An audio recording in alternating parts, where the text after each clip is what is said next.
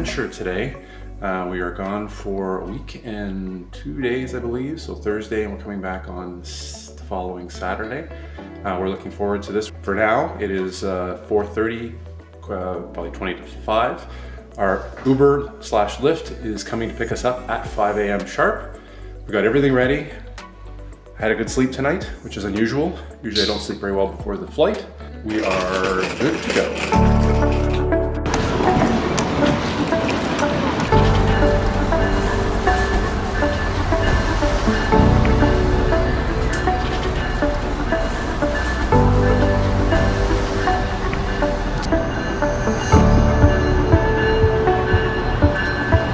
It's just after, about 20 after 5. And that is Terminal 1, where we'll be flying out. Air Canada. We are now heading to the Maple Leaf, or not Maple Leaf Lounge. I wish it was the Maple Leaf Lounge. Going to the Plaza Premium Lounge to get some breakfast.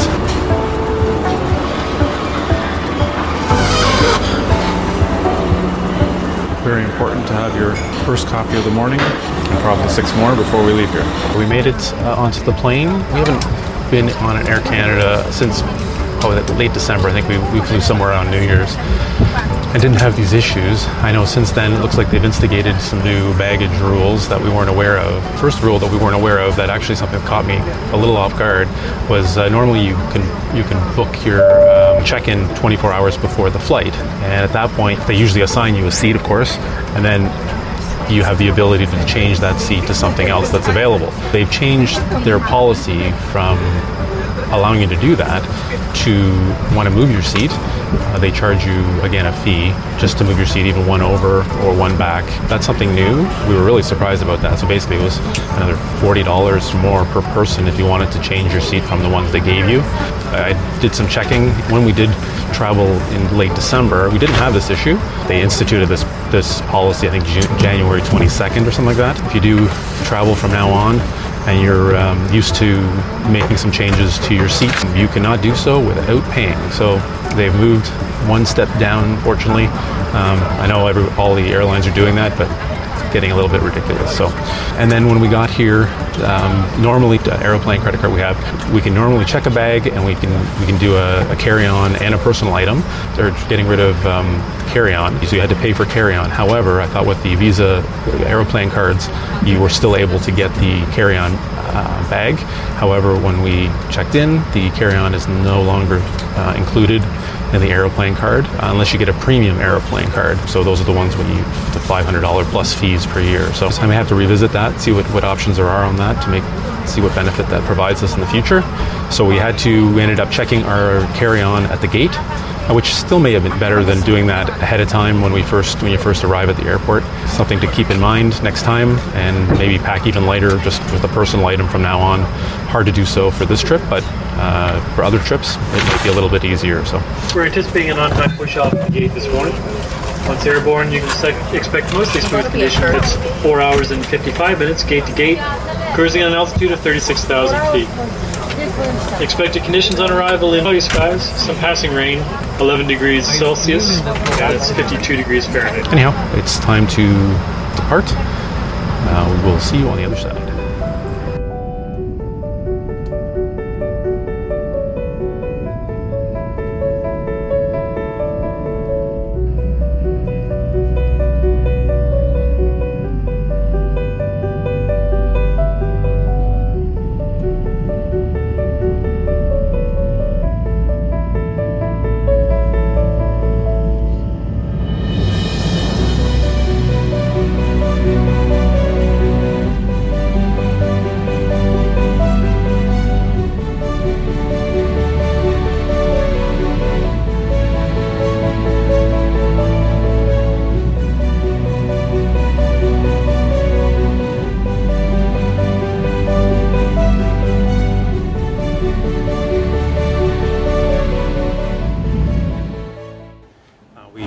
No issues getting in. It was a relatively decent flight, not a lot of turbulence. It took about 4 hours and 30 minutes or so, and the plane was on time. So kudos to Air Canada for being on time at least. Anyhow, we are looking for the train into Seattle, and then once we get downtown, our hotel is nearby. We are very close to Pike's Place, or the market area. If you're wondering what we're doing in Seattle, we are taking a cruise, and we're taking an Alaskan cruise. So we're going to I'm going to vlog the whole cruise, and hopefully, I haven't been on a cruise in about 13 years, 12, 13 years. We're starting that cruise on Saturday. We're going to do a little bit of touring of Seattle today and tomorrow. So we are on our way to the light rail, just through to the parking garage, and that will get us to Seattle downtown for a very reasonable, modest price of, what, $3 US or something like that to get us there. So we did do a little research in terms of what options there were, and basically getting an Uber from here was $70. So far, it was relatively easy to find this. It wasn't hard to find. What I find odd is that when we need to search for the options, like I would go to that Rome to Rio thing, and they didn't even show link rail, and it's not like this is brand new.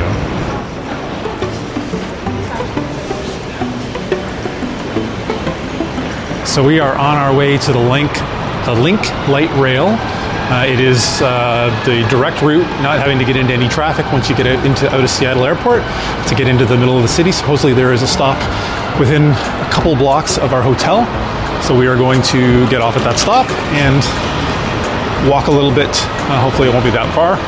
And hopefully we'll get into our hotel early, but I'm not sure on that. So anyhow, we are on our way to the Link light rail. I think as I mentioned before, it's about $3 per person. Very reasonable to get into town. All the other options are probably going to be in the $50 to $60 range, so even more. We made it onto the Link. It's actually quite a good system. It's a very affordable, easy way of getting downtown. You don't hit any of the traffic, which supposedly is fairly bad in Seattle. I'm sure it equals Toronto. So I'm happy to be able to take rail. And it's certainly a lot more affordable than Toronto's light rail system from the airport to the downtown, so which I believe is like $35, $40 a person. So I will take this anytime, quite reasonable. Next stop will be Westlake, where we're going to get off and walk to our hotel.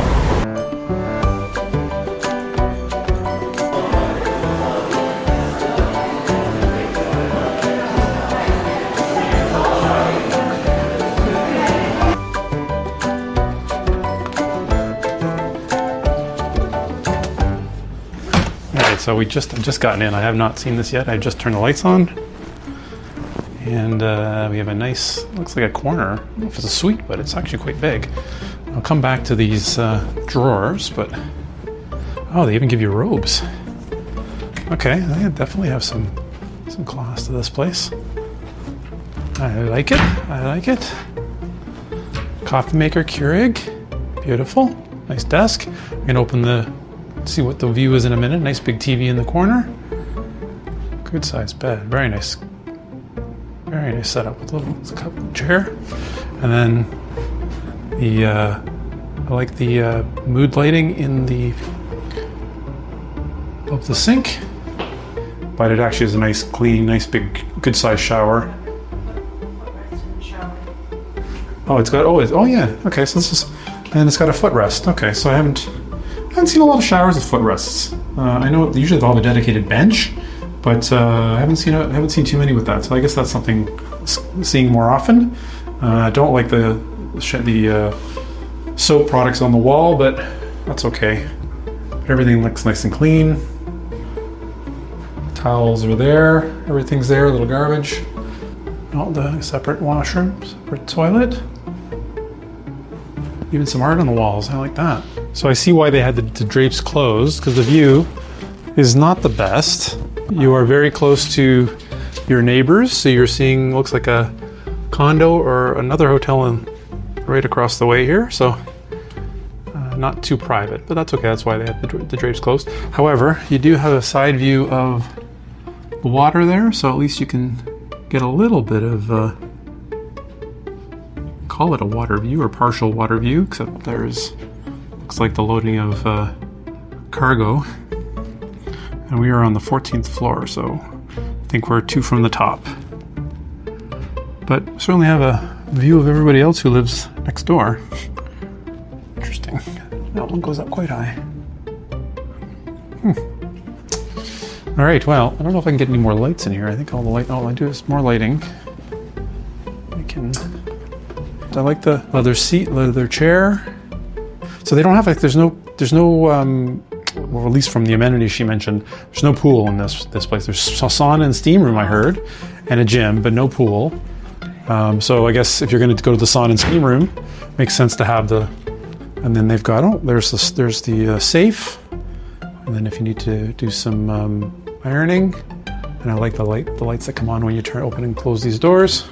And then, as I mentioned, Keurig coffee maker with some pods, I believe, that are complimentary, and there's complimentary waters over there on the table. So, very nice. I think this will do quite nicely for 2 nights before we make our way to the cruise ship.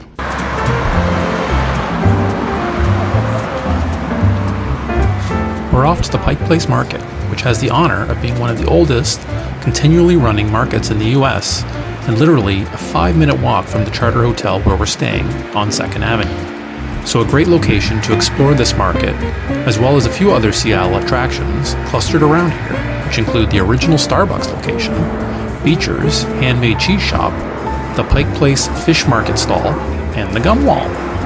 And keep in mind that you are also just a short walk from the cruise ship terminal, making this an ideal hotel for a pre or post stay on your cruise.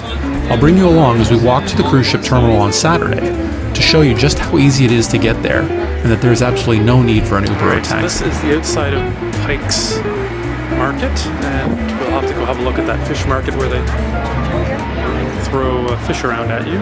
Rachel's ginger beer. What do they say, best ginger beer? Oh, I like ginger beer. All right.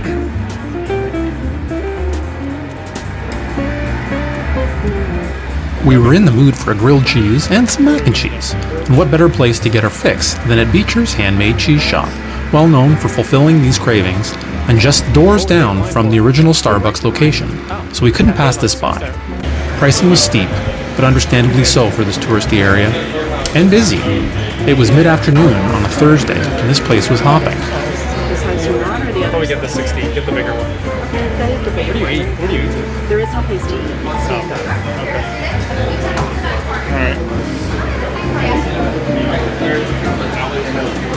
There's also not much space to eat your food here, with few tables in the main store, not nearly enough to support the long lines. Luckily, we were able to secure a small space along a standing counter, which ran the length of the far glass wall, allowing us to eat while watching the staff actually make the cheese. A bit of a meal and a show, in fact. Nice.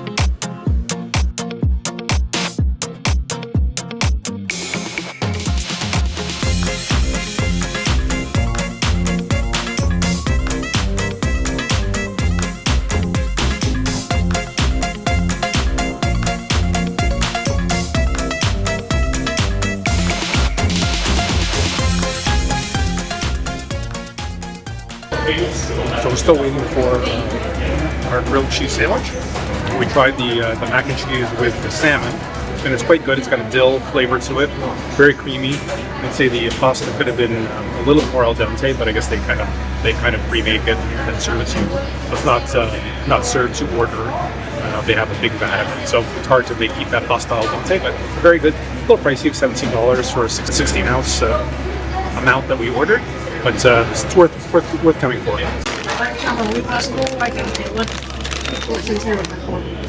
Cheese pull. We also had the grilled cheese. They're just their basic grilled cheese. It was quite good as well. I'm not sure if it's worth $10, but it's definitely worth a try if you come here. I would probably not get it again, but the cheese was actually very good, and it is well worth a visit. I'm supposedly in front of the first Starbucks restaurants or Starbucks cafes in the world, I guess. From what I've heard, that isn't true. There's actually the Starbucks. The original Starbucks had either been decommissioned, burnt down, whatever, and they moved to this, and then they call this one the first one. But it is technically the first Starbucks that was brought into service. I don't know if we're going to go grab some coffee because there's always a long line up here, but definitely get some video of it and move on.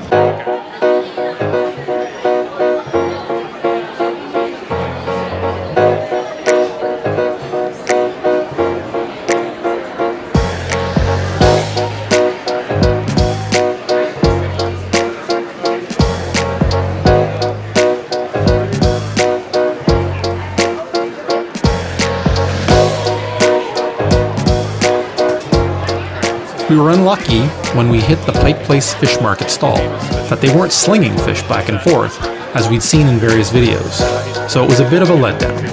I've seen fish markets before, and I think the throwing of fish around is the one thing that would set this apart from the rest. Oh well.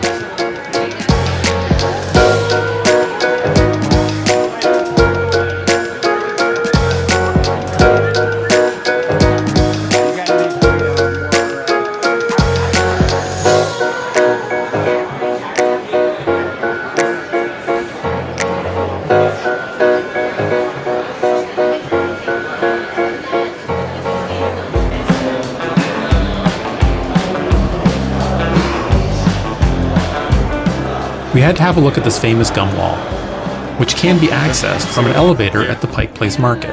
We just took it down a few floors to Post Alley. And we weren't disappointed. It's quite the sight. But how does something like this even get started? If this were in Singapore, the prison population would outnumber the cities. As it happens, this covered wall goes back to 1991, when patrons waiting to get into the Improv Theater couldn't find a trash can. And thus, this living art installation was born. Cool. So we have our gum here. We're going to make our donation to the wall.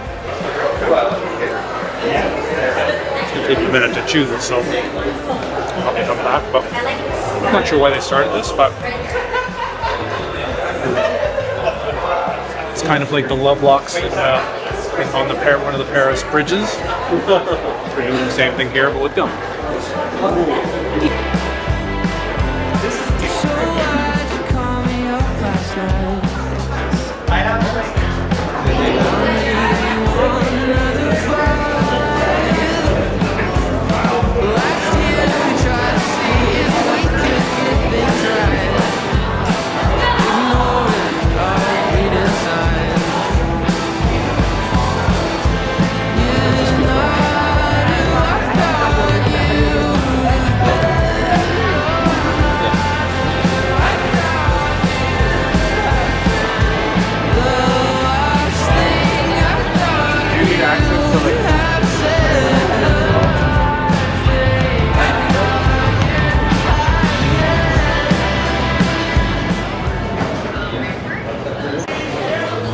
We're now on the hunt for a good clam chowder, because from what I'm told, that's a food you must experience here. First off, I found this place, still inside the market, but off to one side, and found they had clam chowder on the menu, as well as a nice place to sit and look out at the Seattle waterfront. So we found ourselves a little place off the beaten path of the Pike Market, which is called the Sound View Cafe, and we had ourselves a bowl of clam chowder and beer, and they've got a great view here overlooking the Ferris wheel, which you might be able to see in the background behind me.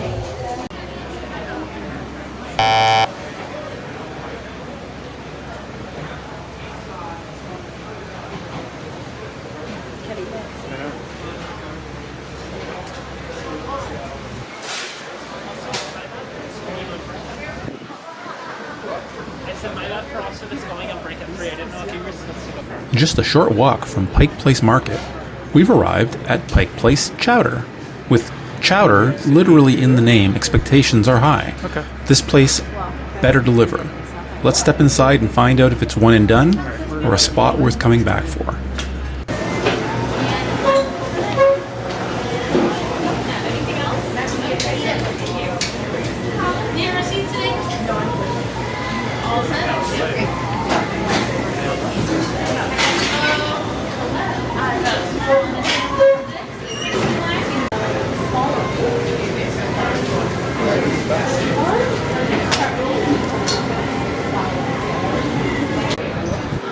From Pike Place Chowder, we got the 4 sampler. So award-winning chowder. There's 4 different chowders. We'll start with this one. What do we think it is? Let me just tell you what all of them Okay. are. New England, New England's probably that one. seafood bisque, and a tomato. Okay, it's probably a tomato. So probably this one. Crab and oyster with chorizo. I'm gonna say that's gonna be that one. And the last one. It's a lighter color. What was the last one? Anyways, there's a 4th one there. We'll put it out on the screen. We'll let you know what it is, but they all look delicious. We'll let you know what we think. So we're going to head up to I guess there's a restaurant bar on the top floor called the Fog Room. We're gonna go grab a drink. So we will head up there and maybe see if we get a dessert or an hors d'oeuvre and a drink. And see if we get some nice views. As I said, we're at the Fog Room on the top floor of the hotel, the Chowder hotel that we're staying at. And my wife's ordered a non-alcoholic drink, and I forget what was in it exactly. What was in it again? Rhubarb syrup, Rhubarb syrup, lemon, pineapple, and and soda. soda. And I've got a cider. Forget that was supposed to be a peach-based cider, and they did. And it's appleberry. Appleberry. That doesn't make sense. Was it a raspberry? I thought it was a raspberry. Anyways, some sort of a cider that has a raspberry color to it. So I will find out what exact cider it is, but it looks good. Following that, after those two drinks, we've got basically a shareable plate with ahi tuna, seared ahi tuna, and then we're going to try, we're going to split a cheesecake for them. I just received the ahi tuna dish, and quite impressed with the presentation. Let's see if it tastes as good as it looks. Last on our list for tonight at the Fog Room on the top floor here of the hotel is the ube cheesecake. So they've got that, again, nicely laid out with surrounded by fruit, strawberries and blackberries. You're going to dig into this. So far everything's been really good. This one I'm sure will also be good. We're just back from the Fog Room, and we had a wonderful kind of light dinner with an appetizer and a dessert. And I had a cider, and my wife had a non-alcoholic drink. It was quite nice, with the views of the Seattle Bay.